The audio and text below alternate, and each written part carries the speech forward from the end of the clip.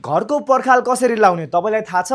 थाहा छैन भने ल सुनौ। हाम्रो राष्ट्रिय गणराज्य फेस्टको A to Z स्टलको स्टल यफ यानी कि पर्खाल कसरी लाउने एपिसोड 8 मा तपाईहरुलाई स्वागत छ। अब सबैभन्दा बुझौ पर्खाल यानी कि मेसनरी वाल भनेको के हो? मेसनरी वाल भनेको इट्टा अथवा कन्क्रिट ब्लकलाई मोटारसँग जोडेर बनाइएको एउटा ठाडो संरचना हो। अब यसलाई चाहिँ हामीले स्ट्रक्चरल युनिट भन्न पनि सकिन्छ, नन स्ट्रक्चरल युनिट भन्न पनि सकिन्छ। अब कस्तो तरिकाले निर्माण भएको छ त्यसमा चाहिँ भर परिन्छ। अब बुझौ पर्खालले के काम गर्छ त? घरलाई बलियो बनाउँछ, घरमा स्थिरता प्रदान गर्छ, साउन्ड र हिट इन्सुलेसनको रूपमा पनि युज हुन्छ, पार्टिसनको रूपमा युज हुन्छ। त्यसैगरी घरमा सेक्युरिटी र प्राइभेसीको लागि पनि एकदमै महत्त्वपूर्ण भूमिका खेल्छ। अब पर्खाल लगाउनु त बुझ्यौ, तर कस्तो ठाउँमा कस्तो पर्खाल लगाउनु त?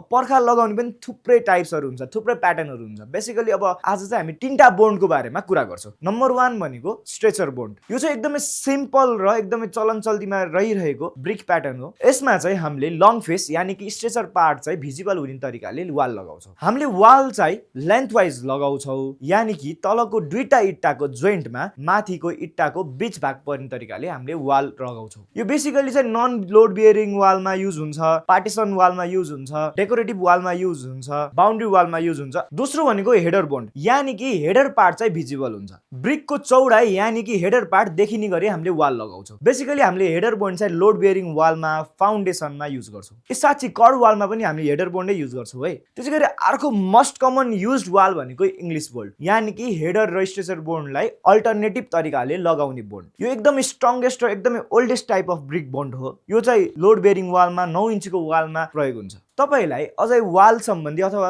पर्खाल सम्बन्धी अझै विस्तृत रूपमा बुझ्नु मन छ भने हाम्रो स्टल A to Z को स्टल यफ यानी कि वाल कसरी लगाउने स्टलमा आएर विस्तृत रूपमा बुझ्न सक्नुहुन्छ। कहिले? पुस 12, 13, 14 र 15 भिरकुटी मण्डपमा।